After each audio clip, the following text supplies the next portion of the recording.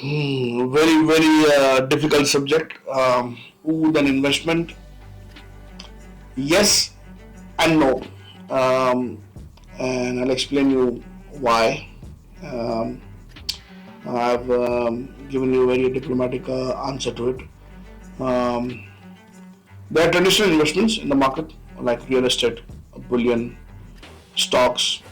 These days, highly volatile, but you can consider crypto and so on and so forth. So these are traditional investments people have been doing for ages. And then we have non-traditional investment, wherein there is no upper ceiling to it, which can be one can see in art, then cars, timepieces these days has grown, and then gems and jewelry. So these are non-traditional investments wherein the returns can be huge. There is no upper ceiling to it. So let's put in this perspective. It's if Oud is a non-traditional investment, so how good is the investment? It's something which I would advise if someone is very new to this and has not been in this fragrance world, in this oud journey for for a while, like 2 years, 3 years, maybe five. It's your passion, it's the fragrance what you love which drawn you towards oud. Then you just pursue that. You don't get into this circus. Like people will say it has it's an investment value, it's a wild grade, and it's one can fetch a better value over the period of time. Nothing like this.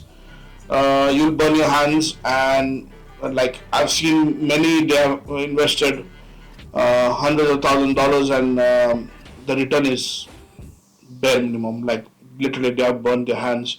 Their hard earned money is stuck.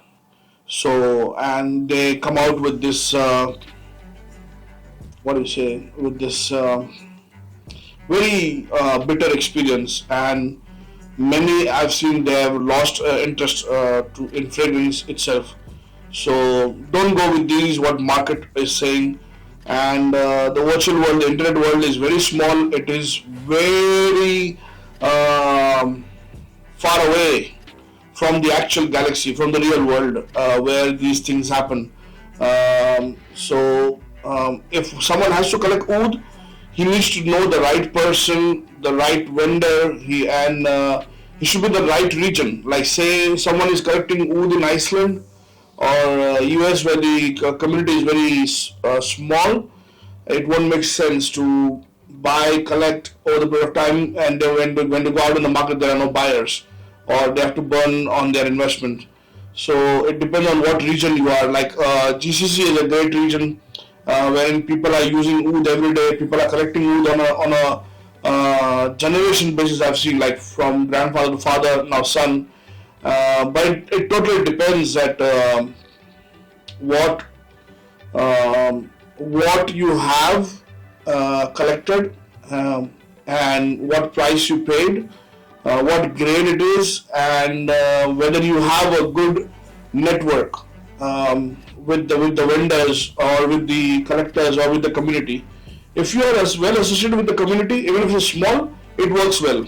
And like many don't know, but we have certain customers who are investors as well. But we always watch out their back. We don't want to, you know what you say. We don't want to use their trust and just make them invested. We watch out their back. We have a buyback policy as well, but that we play with very few of our community customers, and they are more like friends. But overall, yes, it's a very risky business. I would not advise someone to just jump in the scene and start collecting it. Just enjoy your journey. Go with the flow. Everything is good. The People are like, oh, that oud from certain place, from a certain store is fake. But I would say enjoy the process. Like, you have to spend that $10 on a cheap oud to experience. It is always necessary to people are like, oh, is it artisanal? Is it wild? They just jump on the bigger scene. That it shouldn't be that like I advise people, just go and try a hand with as much as possible, like designer wood, designer label wood, like Tom Ford wood. Yes, do get an exposure of those as well, so and then you can judge yourself where you sit, where is your um, palette in that genre of oud. So maybe you just like designer, you don't like artisan. Maybe you love artisan, but maybe not Hindi. It might be Indonesian or some other genre. So or regional basis, one can come derive to their conclusion what they love the most. But initially, yeah, do try the cheap one as well. It allows you to understand what bad taste is, and that's what I tell to many. Like, it's good to see what's available in the commercial market, and that gives you a good hand. It allows you to do read more, and then it can be a good experience, it can be a bad experience, but it definitely gives you an exposure, and that allows you to go next step forward with your journey. Or maybe you just drop the idea. Maybe I know some people, they get into wood, or they're fascinated with the subject, with the world of wood, and when they get into the scene, they're like, oh, this is not for me, and that's a good thing. Like, they understood beforehand, like, it's not for them, and they take an exit, and that's a good thing to do. Like, using designer, it doesn't mean it's a shame. It can be a great for him, and we should respect that. And for some, like, I come from a family where we are, for generations we have been dealing in oud, and I used to run away from this. I used to shy away from oud. I never used to like Hindi oud, and it was always there. Like, the best of the oud I could see at my home, but it never enticed me to go use it and enjoy it. No, and there was no such thing as artisan or so. Like, people, it was just a regular job for my dad, like, just to find the best wood, and it was within the family, and we had our association with the Gulf market, and we used to come and sell it out over here, and we had families, we had vendors just to buy from us. That's about it. And for me, I was more inclined at that time when I was a kid. I was more inclined towards the French perfumery. So I never used to like to use mukhallat. I never used to like using oud. And this has grown over the period of time. Like, it has something grown to me. It has grown upon me in my journey. Now I understand better. I respect more. I value more. I understand more of these elements, of these ingredients, of these fragrance.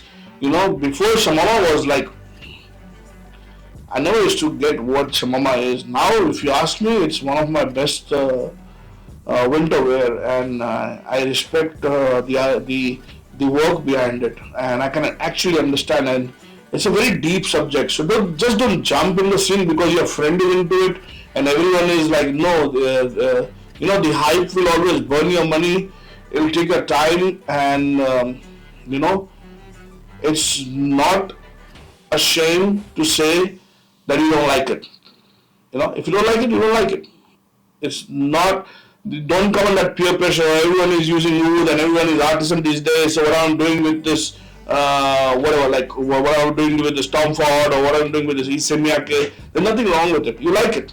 Eventually it will grow upon you. I don't know when, or maybe it will never grow upon you. You just circle around the same fragrances.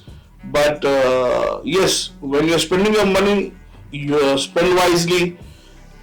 When you're investing, ask and always look for that guarantee. Always look for the credential. Always look for a better house. Like, always look for the generational house. Like, people Like I've seen accountant by day and they are like artisan by night in front of the computer, you know.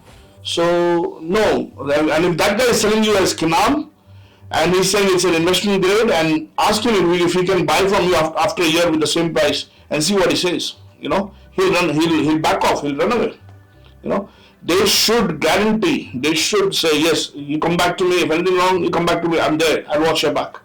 You know, and that's the vendor you should look for. That's the guy you're looking for. That's the community you're looking for. You know, but it's very very minimal, and it takes years, it takes ages for someone to come that far. So be easy on your spendings and see what you can get.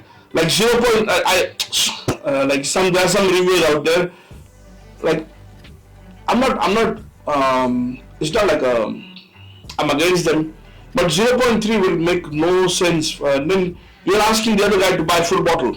You know, the reviewer the guy who's doing the review is on a small sample, and he's asking the viewers to buy, or he's not even asking, even if he's not asking them, he's promoting the blend or the wood like it's a great oil and one should. No, don't do that. It's a you know. I never found a genuine guy, and that's the reason I don't go out there in the community to you know. In the past, I know Nikhil, but Nikhil used to buy from me. Here's the money. Give me the thing. Give me the blend or the wood. You know, if someone shows up the receipt, here's the receipt I bought from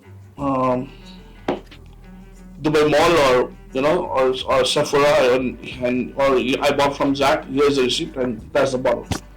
So it makes sense, you know.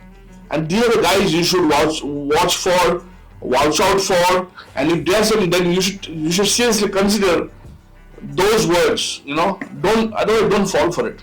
Do what pleases you, and always believe your nose. That's what I would say. So that's the reason. When you asked me, it's like whether wood is an investment. Yes, it is, but for certain people, and for most, it is no. You know. So that's all it. So no hard feelings. I'm not against any reviewers. You can enjoy your things. It just I just put my point of view.